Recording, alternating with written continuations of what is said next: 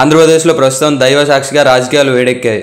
అవి ఎంతటి కొవ్వునైనా కరిగించేలా ఉన్నాయి. ప్రస్తుతం ఆంధ్రప్రదేశ్ రాష్ట్రం దేశవ్యాప్తంగా వార్తల్లో నిలువ జారుతుంది. ఆంధ్రప్రదేశ్ దేవాలయాలు దేశంలోనే ప్రసిద్ధి చెందిన పుణ్యక్షేత్రాలని ప్రఖ్యాతి. తిరుపతి, సింహాచలం, శ్రీశైలం, అన్నవరం, శ్రీకాళహస్తి, బెజవాడ భవానీ ఆలయాలు సుప్రసిద్ధి దేవస్థానాలు. భౌగోళికంగా చూసుకున్నా ఇవి అత్యంత ఆదిమూల స్థానాల్లో ప్రతిష్ఠించబడినవి.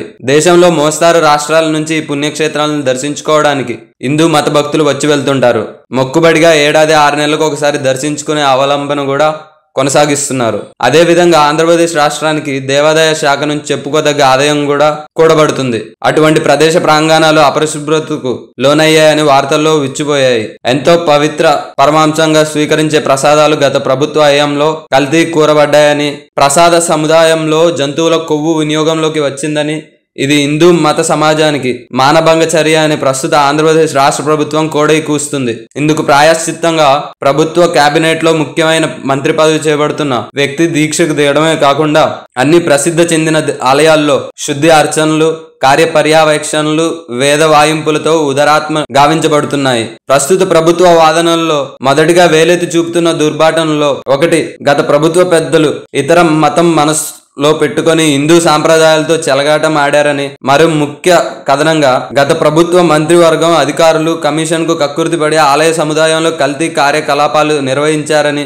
ఇది ముమ్మాటి ఏఎంఈ దుశ్చర్య అని విచారం వ్యక్తం చేయడమే కాకుండా కేంద్ర ప్రభుత్వంతో సిట్ జారీ చేయాలని, నిజ నిజాలు బయటకు తెచ్చి తప్పు చేసినట్టు రుజువు కూడా అయితే కఠినంగా శిక్షించాలని గత వారం 3 రోజులుగా ఆంధ్రప్రదేశ్ రాజకీయం తమలపాకు తాంబూలం నవిలినంత నిశ్చయంగా ముందుకు కదులుతుంది. ఇది ఆంధ్రప్రదేశ్లో ఇతర మత కుల ప్రాప్తిని పూర్తిగా అణచివేయనుందని, ప్రస్తుత ప్రభుత్వ సంపూర్ణ ఉద్దేశం కేవలం అణిచివేయడం అని గత ప్రభుత్వ నాయకులు గగ్గోలు పెడుతున్న గడుపు. అయితే ప్రస్తుత కథనాలతో విస్తుపోయిన వర్గాలు ఇది కేవలం రాజకీయ దిగజాటు మాత్రమే కానీ, ప్రస్తుత ఆంధ్రప్రదేశ్ రాజకీయాల్లో కేవలం ఆంధ్రప్రదేశ్లోని ఒక ప్రాంతానికి చెందిన వారి ఇరుపక్ష రాజకీయ అధికారాలు చేపట్టడం, ఇరు వర్గం కూడా వేరువేరు కులాల కంచులు కావడం, వేరువేరు మతం చిత్తు మూటగట్టుకోవడం వంటి వదరబోత ఉడిగాలే ఇటువంటి రాజకీయ కాలక్షేపాలకు దారి తీస్తున్నాయని, ఇది పాశ్చాత్య దేశాలకు సరిగ్గా విరుగుబడే అంశం అని వాపోతున్నారు.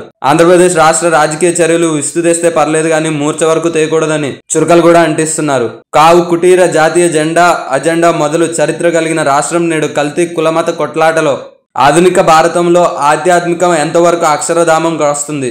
అయితే దేవాలయాల్లో కూడా కాంట్రాక్ట్ కమిషన్స్ రాజ్యమేలితే కలికాలం చివరి దశలో ఉన్నట్టే అని చాదస్త దస్త వేజీలు మన చరిత్ర వలె మంటలో కలిసే ఆస్కారం హాలీవుడ్ సినిమా ఆస్కార్ రేంజ్ లో ఉంటుంది.